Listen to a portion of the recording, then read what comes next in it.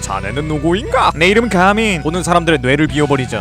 저번 영상에서 노예리와 유명한이 어떤 식으로 사랑을 하고 있는지에 대해서 알아봤습니다. 하지만 1편으로는 다 끝내지 못할 만큼 그 둘은 서로 많이 만났고 이어질 뻔한 순간이 많습니다. 그러니까 오늘은 저번 영상에 이어서 유명한과 노예리의 별거 생활이 어떻게 이어지고 있는지에 대해서 알아보는 시간을 가져보겠습니다. 참고로 저번 영상의 마지막은 유명한이 노예리에게 이제 별거 생활을 끝내고 집으로 돌아와달란 말을 했었지만 노예리가 아직은 봐줄 수 없다고 생각해서 못 들은 척하고 넘어갔었습니다. 지금까지 제가 노예리의 시선에서 이 영상을 진행했습니다만 지금부터 얘기할 사건을 설명하기 위해서는 잠시 동안 유명한의 시선으로 넘어와야 할 것 같습니다. 유명한은 어떤 유명한 여배우가 자신이 출연하고 있는 드라마에 오프닝을 찍어달라고 부탁해서 촬영장에 가게 됐습니다. 유명한은 그곳에서 오프닝을 성공적으로 찍었고 자신을 불러준 여배우에게 인사를 하러 갔습니다. 유명한은 아름다운 그 여배우에게 겁나 여미새 표정을 지으며 출연하게 해줘서 고맙다고 했고 여배우는 자신을 기억 못하냐고 물어봤습니다. 유명한은 그 여배우의 얼굴을 뚫어지게 쳐다보다가 갑자기 중학교 시절 엄청 두꺼운 안경을 쓰고 있던 루리라고 불린 여자애와 닮았다는 생각을 했고 이 아름다운 여자가 그 안경 낀 범생이었다는 걸 알게 됐습니다. 유명한은 겁나 반가웠고 둘은 중학생 시절의 추억을 얘기하기 시작했습니다. 루리가 말하길 중학생 때도 에리와 유명한은 맨날 붙어 다녔는데 둘은 그때도 항상 싸웠다고 말합니다. 유명한은 그 얘기를 들으며 잠시 에리를 생각했습니다. 그때부터 노예리와 유명한은 서로를 특별하게 생각했던 것 같네요. 아무튼 루리는 유명한에게 촬영장 구경을 더 하다가 가라고 말했고 유명한은 흔쾌히 승낙을 합니다. 하지만 유명한과 코난이 어떤 장소에서 3시간 이상 머물렀기 때문에 그곳에는 살인 충동을 참지 못한 사람이 생길 수밖에 없는 상황이 옵니다. 그 덕분에 누군가가 죽어버렸고 살인사건의 최초 발견자는 유명한의 중학교 동창인 루리였습니다. 유명한은 동창을 도와주기 위해 얼른 사건을 해결하고자 했고 현장을 돌아다니며 사건 조사를 해나갔습니다. 그리고 중간중간 루리가 좀 불안해하는 것 같길래 루리에게 말을 걸며 좀 안심시켜줬습니다. 근데 그런 모습을 좀 어르신처럼 보이는 사람이 뚫어지게 쳐다보다가 유명한을 따로 불러냅니다. 그 남자는 유명한을 따로 부르더니 루리한테 무슨 수작이냐면서 허튼 짓 하지 말라는 말을 합니다. 유명한은 이런 말을 하는 이 어르신에게서 옛날에 노예리와 함께 노예리의 아버지를 보러 갔을 때의 느낌을 받았습니다. 그리고 그런 느낌을 받고 난 뒤로 루리의 행동이 살짝 수상쩍었던 것과 지금까지 자신이 조사를 하며 발견했던 모든 단서들이 톱니바퀴처럼 맞아떨어져 가고 있다는 걸 느꼈습니다. 아마 이 사건의 범인은 저 어르신인 것 같았고 저 어르신은 루리의 아버지인 것 같았습니다. 그리고 루리는 자신의 아버지가 범인인 걸 알고 아버지의 범행을 숨겨주기 위해 좀 수상한 행동을 한 것 같아 보였죠. 그래서 유명한은 루리를 따로 부른 다음 아버지가 범인인 걸 알고 있으니 자수하도록 도와주란 말을 해줬습니다. 루리는 어떻게 그 사람이 자신의 아버지인 걸 알았냐고 물었고 유명한은 에리의 아버지를 봤을 때 그분이 딸을 걱정하는 태도와 그 어르신의 태도가 똑같아서 알았다고 말해줬습니다. 생각해보니까 유명한은 사건 해결할 때의 기억이 늘 없었는데 이것만은 해결할 때의 기억이 또렷이 있다는 게 신기했습니다. 아마 자신의 아내인 노예리 덕분이 아닐까라는 생각을 하며 유명한은 사무실로 돌아갔습니다. 자, 이제 다시 노예리 시선으로 영상을 이어가겠습니다. 노예리는 그날도 업무를 보고 있었는데 갑자기 미란이에게서 전화가 왔습니다. 들어보니 유명한이 어떤 부자의 목숨을 노린 사람을 잡으면 1000만엔을 준다고 하는 의뢰를 받았고 1000만엔이라는 큰 돈을 받을 생각에 존나 기뻐가지고 돈을 흥청망청 써버렸다고 합니다. 이렇게 흥청망청 썼으면 그 목숨을 노린 사람을 잡아야 하는데 멍청한 유명한은 그 사람을 잡지 못했고 지금 그 흥청망청 써버린 돈 때문에 빚만 805만엔이라고 합니다. 노예리는 그 정신나간 탐정을 이번 기회에 손절해야겠다고 생각했고 미란이에게 그냥 유명한이랑 살지 말고 노예리 본인과 같이 살자고 말했습니다. 그런데 미란이가 말하길 유명한이 돈을 그렇게 써버리고 술에 취해서 자는 동안 노예리를 많이 찾았다고 합니다. 노예리는 유명한이 어려운 상황에 본인을 찾았다는 사실이 기뻐가지고 일단 유명한을 도와주기로 결심했고 살짝 화장을 한 뒤 유명한을 찾아갔습니다. 노예리는 자고 있는 유명한에게 자신이 왔다고 수줍어하며 말했는데 유명한은 에리를 찾는 게 아니라 오소라라는 아이돌을 부르고 있었습니다. 노예리는 갖고 있는 권총으로 이 인간의 머리에 구멍을 뚫어버리고 싶었지만 미란이를 아빠 없는 아이로 자라게 하고 싶지 않아서 참았습니다. 노예리는 유명한이 아무리 밉상이어도 이렇게 빚이 있으면 미란이한테도 그닥 좋은 상황이 아니니까 자신이 직접 그 부자의 목숨을 노린 사람을 잡아내기로 결심했습니다. 노예리는 일단 그 부자의 집으로 찾아갔고 그 집에 사는 사람들을 조사하며 사건을 해결하려고 했습니다. 그러던 중 부자의 집에 또 다른 여자가 찾아왔는데 그 여자는 노예리와 같이 테이탄 고등학교를 같이 나온 이하연이었습니다. 한때 이하연과 노예리는 테이탄 고등학교에서 미스 테이탄이라는 이름의 미인대회에서 대결했던 적이 있었는데 그때 당시에 둘 다 만표씩 받아서 무승부가 됐다고 합니다. 근데 좀 이상한 게 분명 2만 1표를 준비했는데 한 표가 없어져가지고 둘 다 좀 깨름직한 상황이었죠. 그런데 둘이 재회를 바라보고 있던 미란이가 유명한의 옷을 세탁하다가 미인대회 투표용지를 발견했다고 말을 시작합니다. 노예리와 이하연은 동시에 거기에 적혀있던 이름이 누구였냐고 물었고 미란이는 빨래하느라 종이가 구겨져서 정확히는 모르겠다고 대답합니다. 이렇게 된 이상 유명한에게 직접 물어보는 방법밖에 없을 것 같네요. 노예리는 이 사건을 빨리 해결해야 하는 이유가 하나 늘어버렸고 빛보다 빠른 속도로 이 사건을 해결하기로 결심합니다. 노예리와 이하연, 코난 이렇게 3명이 머리를 모으니 사건이 순식간에 해결되어 버렸고 노예는 유명한이 받기로 했던 1000만엔을 가지고 이하연과 함께 유명한의 탐정사무소로 왔습니다. 그리고 유명한에게 고등학교 때 있었던 미인대회에서 누구를 뽑았냐고 물었고 유명한은 에리를 뽑았다고 말했습니다. 에리는 이번에 유명한을 위해서 사건 해결한 건 잘한 일이었다고 생각하고 있었는데 갑자기 유명한이 미스테이트하는 미스가 실수를 뜻하는 미스인 줄 알아서 실수를 많이 하는 에리를 골랐던 거라고 덧붙입니다. 그리고 진짜로 예쁜 사람을 뽑는 거였다면 이 이하연을 뽑았을 것 같다고 말하네요. 노예리는 진짜 개빡쳐버렸고 저번 결혼기념일에 많이 풀렸던 마음이 다시 토라진 것 같았습니다. 유명한은 이번엔 노예리가 자신을 위해서 열심히 일해줬는데 자신이 노예리의 기분을 헤아리지 못했다고 생각해서 노예리의 마음을 풀어주기 위해 노예리가 좋아하는 야구팀의 야구선수에게 사인을 받아와주겠다고 생각했습니다. 안 그래도 야구선수와 인터뷰를 하기 위해 오키나와에 가기로 했는데 인터뷰를 하면서 사인을 받아와주기로 결심했고 오키나와에 있는 방송국 직원한테 사인볼을 부탁했습니다. 그런데 그곳에서 사인을 해줬던 선수가 죽어버렸고 유명한은 일단 그 사건을 해결해줍니다. 그렇게 사건을 해결하고 봤는데 죽은 사람의 사인볼을 주는 게 맞을까 하는 생각을 했고 이번 선물은 킵해두고 다음에 만났을 때 더 잘해주기로 마음먹습니다. 그렇게 유명한은 기회만 엿보며 사무실에서 멍 때리고 있었는데 미라니와 코난이 못 보던 고양이를 데리고 왔습니다. 들어보니까 에리가 출장 갈 일이 있어가지고 자신이 기르는 고양이를 돌봐줄 사람이 필요한데 원래 돌봐주기로 했던 사람이 아파가지고 미라니한테 고양이를 부탁한 거라고 하네요. 유명한은 그닥 동물을 안 좋아하는 편이어서 좀 별로라는 생각을 했는데 그래도 자신이 에리한테 못해준 게 많으니 그냥 일단 맡아주기로 합니다. 생각해보니까 에리가 저번에 길렀던 고양이 이름이 고로였는데 이번 고양이 이름도 고로라고 지은 걸 보니 에리가 고로라는 이름을 좋아하는 것 같아 보였습니다. 일본어판에서는 고로라고 했는데 아마 한국어판으로 치자면 고양이 이름은 명한이나 한이가 될 것 같네요. 그렇게 고양이가 오고 난 뒤 얼마 안 있어서 의뢰인이 찾아와서는 사건 하나를 의뢰했습니다. 멍청한 유명한은 늘 그랬듯이 감을 아예 잡지를 못하는데 에리가 맡기고 간 고양이가 행동을 할 때마다 점점 그 사건에 대한 단서를 잡아가기 시작했습니다. 유명한은 고양이가 자신에게 힌트를 주고 있다고 생각했고 에리가 맡기고 간 고양이라서 이렇게 똑똑한 건가 싶었습니다. 고양이 덕분에 유명한은 사건을 해결했고 고양이를 신기하게 쳐다보고 있었는데 갑자기 출장 갔던 에리가 돌아왔습니다. 에리는 고로를 보고 반가워하며 안아줬고 유명한은 빨리 그 양아치 같은 짐승을 데리고 가라고 말했습니다. 노예리는 고로를 데리고 가며 같은 고로인데 어떻게 이렇게 다를 수 있냐고 중얼거리며 돌아갔습니다. 유명한은 무슨 개소리인가 하는 생각을 했고 아무튼 이번에 고양이를 돌봐줬으니 에리의 화가 살짝은 가라앉은 거라고 생각했습니다. 뭔가 뜬금없이 유명한의 시점으로 얘기를 진행했던 것 같은데 다시 시점은 노예리로 돌아갑니다. 노예리는 요즘 들어 고로 상태가 이상하다고 생각해서 수의사를 자주 찾아갔습니다. 그리고 최근에는 고로가 자다가 부들부들 떠는 현상도 보였어가지고 뭔가 느낌이 안 좋아서 수의사에게 전화를 걸었고 시간이 될 때 연락을 달라고 말한 뒤 초조하게 연락을 기다리는 중이었습니다. 근데 생각해보니 오늘은 에리와 유명한이 처음으로 데이트를 한 날이었습니다. 그래서 오늘 수의사와 만나고 난 뒤 시간이 남으면 유명한을 만나서 화해를 해야겠다는 생각을 했고 10년 전 유명한과 첫 데이트를 했을 때 입었던 옷을 꺼내서 입어봤습니다. 이 옷을 입으면 유명한과 웃으며 화해를 할 수 있을 것 같다는 생각을 했거든요. 아무튼 노예리는 사무실에서 좀 초조하게 기다리고 있었는데 갑자기 미란이가 사무실을 찾아왔습니다. 미란이는 웬일로 꽃을 들고 사무실을 찾아왔고 오늘이 유명한과 노예리의 첫 데이트한 날이라고 그날을 기념하기 위해 꽃을 사들고 온 거라고 하네요. 노예리는 얘가 그걸 어떻게 하는 건지 싶어가지고 당황해서 자신도 모르게 좀 싸늘하게 미란이를 대했습니다. 그리고 나서 바로 수의사에게 전화가 왔고 노예리는 고로가 걱정돼가지고 빠르게 수의사를 만나러 갔습니다. 수의사에게 고로의 증상에 대해서 설명하니까 별거 아니라 그냥 고로가 자다가 잠꼬대를 한 거라고 말해줍니다. 노예리는 좀 안심했고 맘 편하게 수의사하고 대화를 하려고 했는데 갑자기 어디선가 대포알의 속도로 발차기가 날라옵니다. 그리고 가는 곳마다 살인사건을 일으킬 것 같은 목소리가 들리더니 그 대포알 같은 발차기를 멈춥니다. 발차기의 주인공은 미란이었고 그 대포를 멈춘 것은